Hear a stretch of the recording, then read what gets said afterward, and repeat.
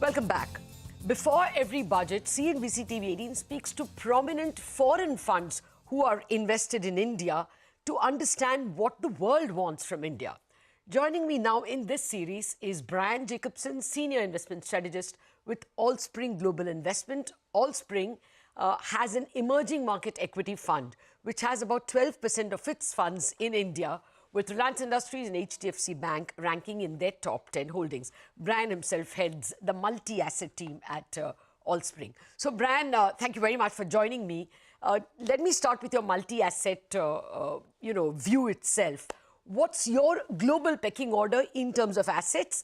And within equities, what's the pecking order between DMs and emerging markets? So here at Allspring on my multi-asset team, we actually are coming into 2023 with a fairly balanced mix between equities and bonds. So if you think about 2022, everything seemed to sell off together. Balanced portfolios did not do very well. We think balanced portfolios can stage a comeback in 2023. But when we're thinking about within the equity portion of the portfolio, we're actually very bullish on emerging markets relative to, say, US markets. We think there are opportunities in the United States, mostly in the small cap value and large cap growth areas.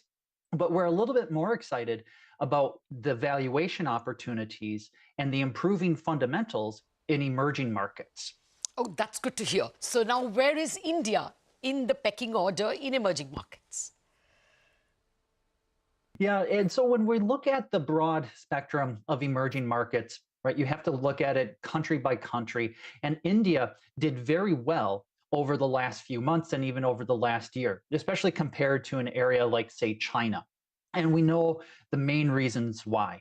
India, a growing population, they have good trade ties with the rest of the world, whereas China, they continued to practice that zero COVID policy. They have a declining population.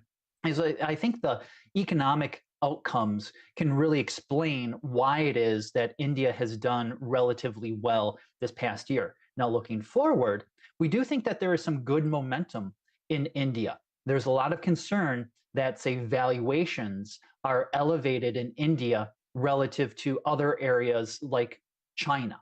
However, we think those valuations can be justified on the basis of the strong economic momentum that we see in India. And we're just hopeful that that momentum can continue to carry forward. Okay, now let me come to the budget. How crucial is the budget for the Indian economy? What will you look for in the budget?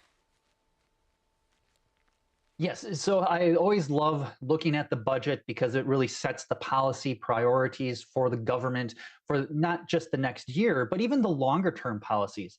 Going into the budget, there is a lot of expectation that we're going to see some structural reforms, some improvement as far as investment in, say, clean energy, manufacturing, improving labor market conditions, infrastructure investment in general. And so there's already a lot of expectation that we're going to see this type of investment in what will hopefully benefit India over the long term with growth. So I'll be watching to see if those expectations are met. I think if there aren't those structural reforms, and if we actually see maybe more just handouts to certain interest groups, that would be a big disappointment. So we're really expecting to see those structural reforms and investments, and that could then confirm the idea that India will continue to be one of the top growers in the emerging markets, not only for the next year, but even over the next multiple years. Okay, got that. But how important is the fiscal deficit number itself? Will a high number scare investors like you? When we're thinking about this as far as the fiscal deficit, as long as the deficit is for good reason, if you think about the government spending, if it's an actual investment in the future, that's not all that bad. So the deficit on its own doesn't matter as much as the quality of the spending that the deficit is helping to fund. So we're looking at probably around 6.4% as far as a percent of GDP in the fiscal deficit. And that seems to be about the consensus on Wall Street. Yeah, I agree. 6.4 is for FY23, the current year, of course. But, some in India fear that this could be a typical pre-election budget. After all, the government goes into elections next year. So would that be the big scare, any budget giveaways? The way we look at it is, yeah, we always have to be aware of when the elections are. And if it is a giveaway budget, and not just for India, but this applies to other countries as well.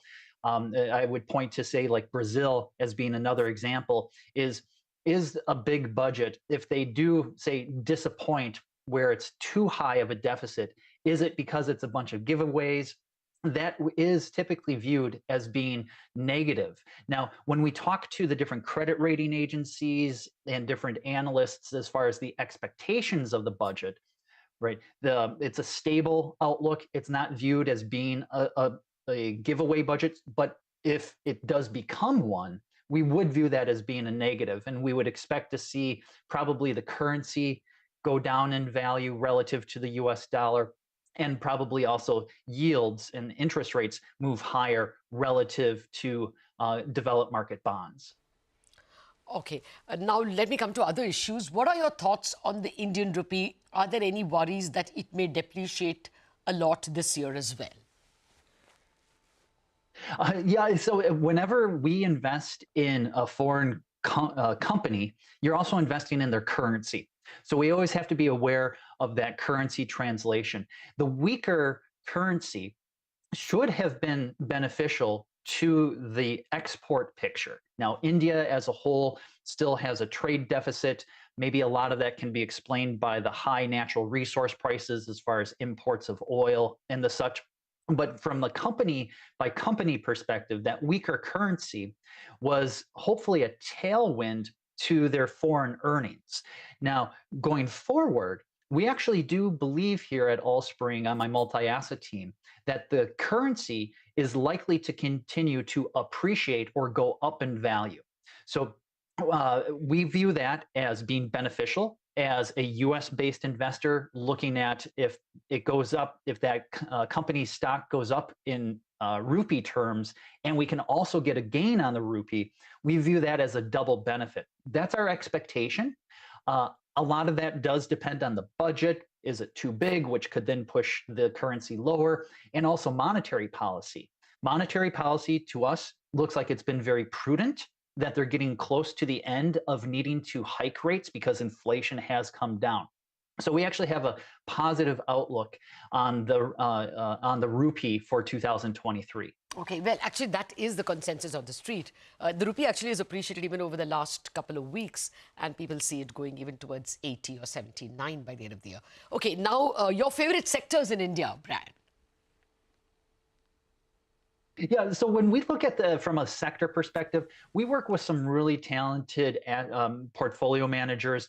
Allison Shimada is one of ours that they really focus on doing the individual stock selection and sector selection. So kind of from that very high level view that my team operates on, which is more the asset allocation as far as country allocation, we're positive on India. It does have to be recognized that India, when we look at it, it does have some sectoral biases to it as far as relative to the rest of the emerging markets. For example, it has typically more financials and banking exposure than the broader emerging market index. It might also have less consumer discretionary and consumer staples exposure than the broader emerging market index. Now, thankfully, we're broadly speaking positive on financials as we go into 2023. So we don't necessarily want to make too many big sector bets and calls on there. That's where we would really tap into our individual portfolio managers who have the feet on the ground, the boots on the ground in order to do the analysis on the individual companies. Oh, of course. I agree with you on that. Now, we've been speaking about what the world wants from India, but what will the world be tomorrow? Will the global economy be equities friendly, Or will we have a scary 2023 with financial accidents because of rising rates? Yeah, so when we think about the outlook, we always come up with our base case scenario and then our bear case and our bull case scenario. So if you kind of think of those three different ones, like what could go really right and what could go really wrong.